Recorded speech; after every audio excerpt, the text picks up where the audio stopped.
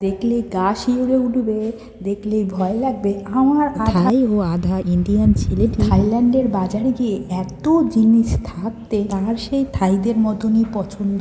কোথায় sea food আছে, কোথায় অক্টোপাস আছে, কোথায় স্কুইড আছে, যেগুলো থেকে আমি 10 হাত কি। এগুলো দেখলেই আমার একটা কেমন জানি লাগে। আমি কৃষ্ণা, ওম আর আমার নতুন আরেকটি ভিডিওতে আপনাদের সবাইকে অনেক ভালোবাসা আর বড়দের প্রণাম। আজ রবিবার, তাই আমরা চলে গিয়েছিলাম বাজারে।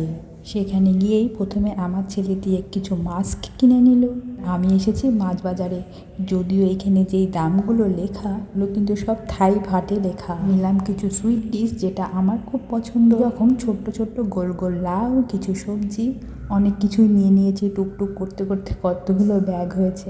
মুখের মধ্যে এই মাস্ক পরে থাকলে না খুব অস্বস্তি লাগে, গরমও লাগে। থাইল্যান্ডে বাইরে বেরোলে মাস্ক তো লাগবেই। রুমে ছেড়ে দিয়ে বাপ বেটা গেছে চুল কাটতে। ড্রেসটা চেঞ্জ না করেই আগে এই মাছগুলোকে বাইরে বের করে ধুয়ে টুয়ে রাখবো, কারণ যত তাড়াতাড়ি কেটে ধুয়ে ফ্রোজেন করা যায় এটা ততটাই ফ্রেশ থাকে। তো এই অক্টোপাসটা দেখলেই ভয় লাগে। এই থাই ইন্ডিয়ান ছেলেটির অক্টোপাস যে কিভাবে পছন্দ সে তো ওপরওয়ালাই জানে। কেউ কিছু খেতে পছন্দ করলে তাকে তো আর না করা যায় না। আমার একেবারে অপছন্দ হলেও ছেলের জন্য আমি এটা করি।